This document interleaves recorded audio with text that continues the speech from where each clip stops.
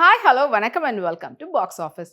ஒவ்வொரு வீக்கும் ரிலீஸ் ஆகக்கூடிய படங்களுடைய quick review தான் நம்மளுடைய பாக்ஸ் ஆஃபீஸில் பார்த்துட்டு வந்துட்டு இருக்கோம். அந்த வகையில் இந்த வீக் ரிலீஸ் ஆகிருக்கக்கூடிய படங்களுடைய குயிக் ரிவ்யூ பார்க்கலாம் வாங்க.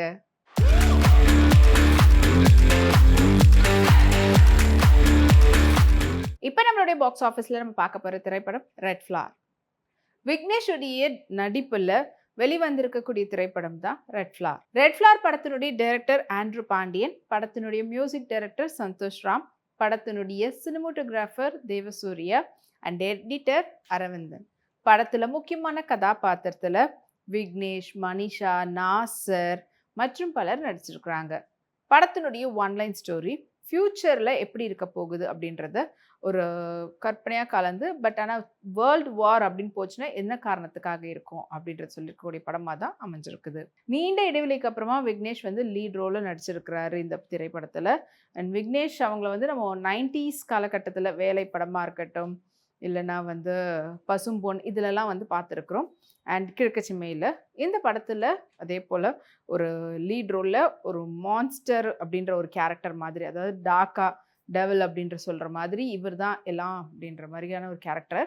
அண்ட் இவங்களோட சேர்ந்து இது வந்து இப்போத்தி இந்த காலகட்டம் கிடையாது, இன்னும் ஒரு 10-15 வருஷம் இல்லை கொஞ்சம் ஃப்யூச்சரில் போகிற மாதிரி. அப்போது அந்த காலகட்டத்தில் லைஃப் ஸ்டைல்லாம் எப்படி இருக்கும், யாரெல்லாம் டேக் ஓவர் பண்ணுவாங்க. ஏன்னா இப்போவே வந்து பார்த்திங்கன்னா ஒவ்வொரு கண்ட்ரிலையும் வந்துட்டு இன்னொரு கண்ட்ரியோட போர் நடந்துகிட்டு இருக்குது. அண்ட் இவங்களை வந்து அவங்க ஆக்கிரமிப்பு பண்ணணும்னு நினைக்கிறாங்க.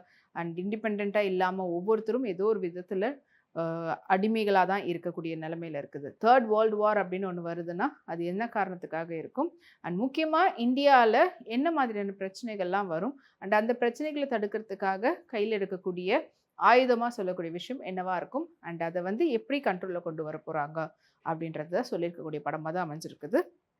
இந்த படம் வந்து முழுக்க முழுக்க ஒரு ஆக்ஷன் அண்ட் கமர்ஷியல் ஃபேக்டருக்கு தேவையான எல்லாமே வந்து போட்டிருக்கிறாங்க. படத்தினுடைய மியூசிக் டைரக்டர் சந்தோஷ் ராம். அந்த ட்ரைலர்லேயே வந்து பார்த்திங்கன்னா ஒரு பயங்கரமான அந்த த்ரில்லை வந்து கொடுக்குற விதத்தில் அவருடைய மியூசிக் இருந்தது.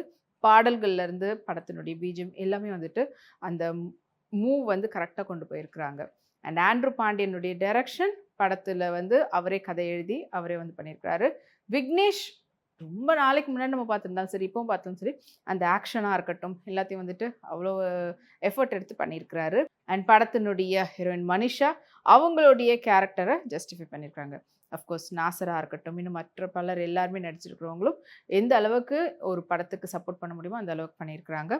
ஸோ ஒரு கற்பனையாக ஃப்யூச்சரை நோக்கி எடுத்திருக்கக்கூடிய படமாக தான் இந்த ரெட் ஃப்ளார் படம் வந்து அமைஞ்சிருக்குது. ஸோ இந்த வீக்கெண்ட் வந்து தியேட்டரில் ரிலீஸ் ஆகிருக்கு, போய் பாருங்கள்.